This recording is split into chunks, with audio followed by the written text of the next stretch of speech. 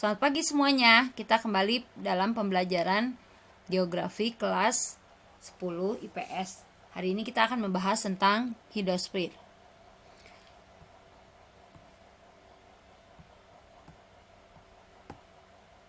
Hidrosfer adalah lapisan air yang ada di permukaan bumi. Kata hidrosfer berasal dari kata hidros yang berarti air dan sphere yang berarti lapisan.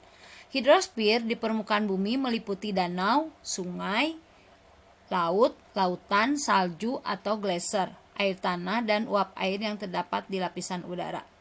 Siklus hidrologi atau siklus air adalah siklus air yang tidak pernah berhenti dari atmosfer ke bumi dan kembali ke atmosfer melalui kondensasi, presipitasi, evaporasi, dan transpirasi.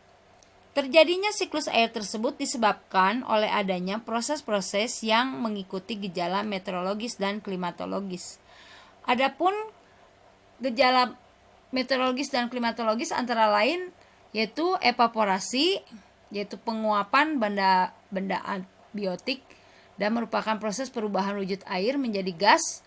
Penguapan di bumi 80% berasal dari penguapan air laut.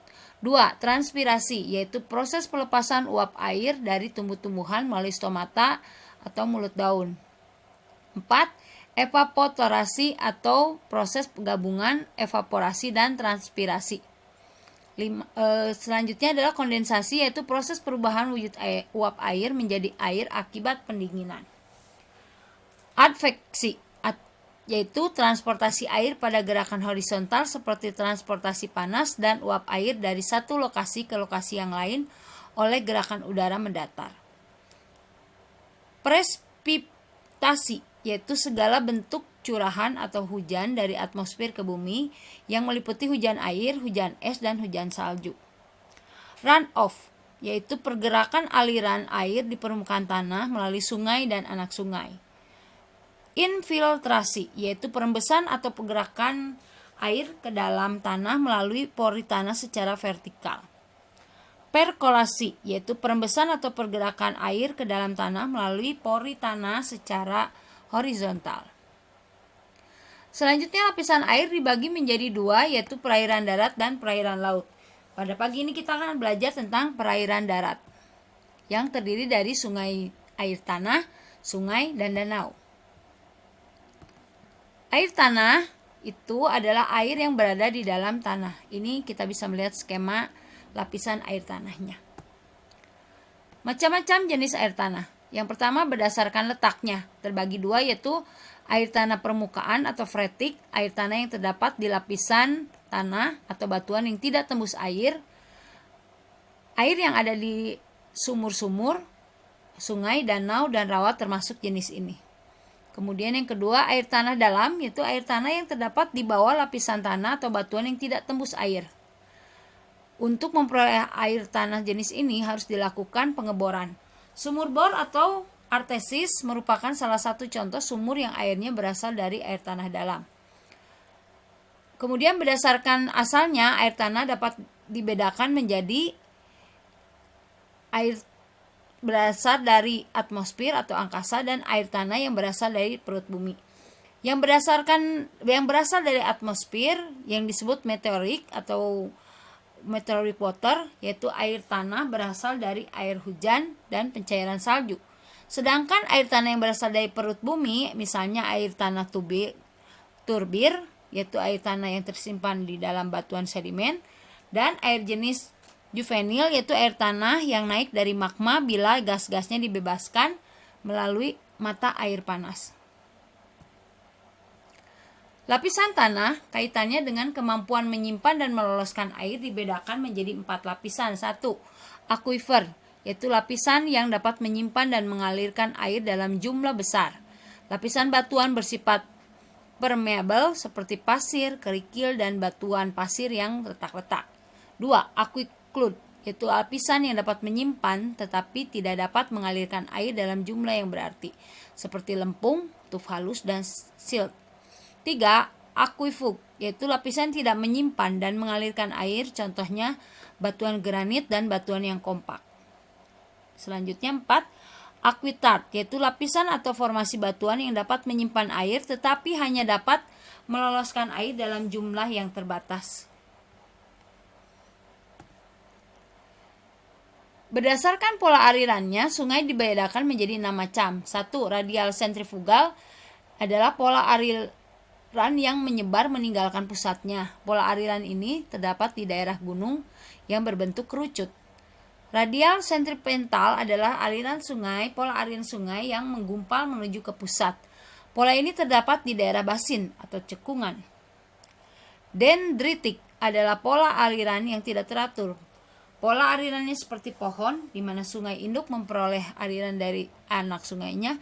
Jenis ini biasanya terdapat di daerah datar atau daerah dataran pantai. 4.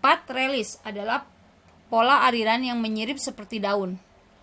Rektanguler adalah pola aliran yang membentuk sudut siku-siku atau hampir siku-siku 90 derajat. Yang terakhir adalah pinet, adalah pola aliran di mana muara-muara air sungainya membentuk sudut-sudut lancip. Ini gambarnya jenis-jenis sungai.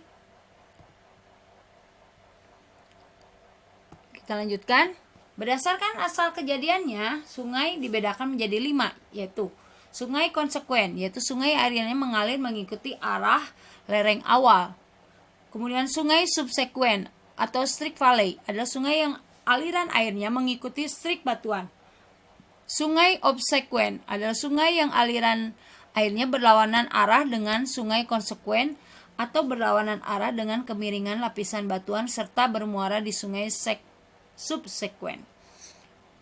Sungai resekuen adalah sungai yang airnya mengalir mengikuti arah kemiringan batuan dan bermuara di sungai subsekuen.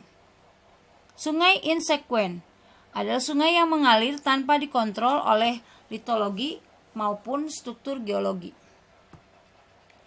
Berdasarkan debit airnya atau volume air, sungai dibedakan menjadi 4, yaitu 1. Sungai permanen adalah sungai yang debit airnya sepanjang tahun relatif tetap. Contoh sungai jenis ini adalah Sungai Kapuas, Kahayan, Barito, Mahakam di Kalimantan, Sungai Musi, Batanghari, dan Indragiri di Sumatera. 2. Sungai periodik adalah sungai yang pada waktu musim hujan airnya banyak, sedangkan pada musim kemarau airnya kecil. Contoh sungai ini banyak terdapat di Pulau Jawa, misalnya Sungai Bengawan Solo, Sungai Opak di Jawa Tengah, Sungai Progo, dan Sungai Kode di daerah istimewa Yogyakarta, serta Sungai Berantas di Jawa Timur. 3. Sungai episodik adalah sungai yang pada musim kemarau airnya kering dan pada musim hujan airnya banyak. Contoh sungai jenis ini adalah Sungai Kaulada di Pulau Sumba. 4. Sungai ephemeral adalah sungai yang ada airnya hanya pada saat musim hujan. Pada hakikatnya, sungai jenis ini hampir sama dengan jenis episodik, hanya saja pada musim hujan, sungai jenis ini airnya keluar belum tentu banyak. Berdasarkan struktur geologinya, sungai dibedakan menjadi 2, yaitu sungai anteseden, yaitu sungai yang tetap mempertahankan arah aliran airnya, walaupun ada struktur geologi atau batuan yang melintang. Hal ini terjadi karena kekuatan arusnya sehingga mampu menembus batuan yang merintanginya. Yang kedua adalah sungai superpos, yaitu sungai yang melintang, struktur dan prosesnya dibimbing oleh lapisan batuan yang menutupinya. Kita akan perhatikan bagian-bagian sungai dan cirinya. Yang pertama, bagian hulu. Cirinya adalah arusnya deras, daya erosinya besar, arah erosinya terutama bagian dasar sungai vertikal, palung sungai berbentuk V, dan lerengnya cembung. Kadang-kadang terdapat air terjun atau jeram dan tidak terjadi pengendapan. Bagian tengah memiliki ciri yaitu arusnya tidak begitu deras, daya erosinya mulai berkurang, arah erosi ke bagian dasar dan samping, vertikal dan horizontal. Palung sungai berbentuk U konkav, mulai terjadi pengendapan atau sedimentasi, dan sering terjadi meander yaitu kelokan sungai yang mencapai 180 derajat atau lebih. 3. Bagian hilir memiliki ciri-ciri yaitu arusnya tenang, daya erosinya kecil dengan arah ke samping atau horizontal, banyak terjadi pengendapan, di bagian muara kadang-kadang terjadi delta serta palungnya lebar. Das, daerah aliran sungai, yaitu bagian dari air muka bumi yang airnya mengalir ke dalam sungai tertentu. Dengan perkataan lain, daerah aliran sungai yaitu wilayah tampungan air hujan yang masuk ke dalam wilayah sungai. Jadi sebuah sungai beserta anak-anak sungainya membentuk suatu daerah aliran. Misalnya Sungai Cimanuk dengan anak-anak sungainya disebut daerah aliran Sungai Cimanuk, Das Citarum, Das Bengawan Solo, dan sebagainya. Daerah yang memisahkan antara daerah aliran sungai yang satu dengan daerah aliran sungai yang lainnya merupakan daerah punggungan, dinamakan watershed atau stream divided. Dalam satu das hanya ada satu induk sungai dan memiliki percabangan anak-anak sungai. Danau. Berdasarkan proses kejadiannya, danau dibedakan menjadi 6 macam, yaitu danau tektonik, vulkanik, tektonovulkanik, karst, glasial, dan waduk atau bendungan. Mari kita perhatikan. Yang pertama, danau tektonik. Danau tektonik adalah danau yang terjadi akibat adanya peristiwa tektonik seperti gempa. Akibat gempa terjadi patahan pada permukaan tanah.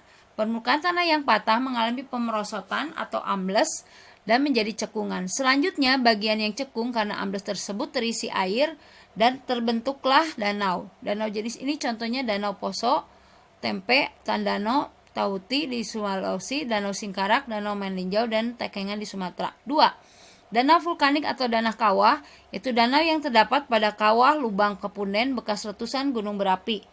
Ketika terjadi hujan, lubang tersebut terisi air dan membentuk sebuah danau. Contoh danau jenis ini adalah Danau Kelimutu di Flores, Kawah Bromo, Danau Gunung Lamongan di Jawa Timur, Danau Batur di Bali, Danau Kerinci di Sumatera Barat, serta Kawah Gunung Kelut. 3. Danau tektonovulkanik, yaitu danau yang terjadi akibat proses gabungan antara proses vulkanik dengan proses tektonik. Ketika gunung berapi meletus, sebagian tanah dan bebatuan menutupi gunung patah dan merosok membentuk cekungan. Selanjutnya, cekungan tersebut terisi air dan terbentuklah danau. Contoh danau jenis ini adalah Danau Toba di Sumatera Utara. 4. Danau karst. Danau jenis ini disebut juga dolin, yaitu danau yang terdapat di daerah berbatu kapur. Danau jenis ini terjadi akibat adanya erosi dan pelarutan batu kapur. Bekas erosi membentuk cekungan dan cekungan terisi air sehingga terbentuklah danau. 5. Danau glasial. Danau yang terjadi karena adanya erosi gletser, pencairan es akibat erosi mengisi cekungan-cekungan yang dilewati sehingga terbentuk danau. Contoh danau jenis ini terdapat perbatasan antara Amerika dengan Kanada, yaitu Danau Superior, Danau Michigan, dan Danau Ontario. Terakhir adalah danau atau bendungan.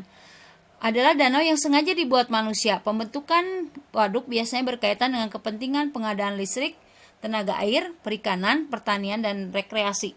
Contoh danau jenis ini misalnya Saguling, Citarum, dan Jatiluhur di Jawa Barat, Riau Kanan, dan Riam Kini di Kalimantan Selatan, Rawapening, Kedung Ombok, dan Gajah Mungkur di Jawa Tengah. Demikian pembelajaran kita pagi ini mengenai perairan darat. Dan kita akan lanjutkan selanjutnya perairan laut di pelajaran selanjutnya. Kiranya kita bisa bersama belajar dan semangat, tetap semangat. Dan Tuhan Yesus memberkati kita semuanya. Sampai bertemu lagi di perairan laut.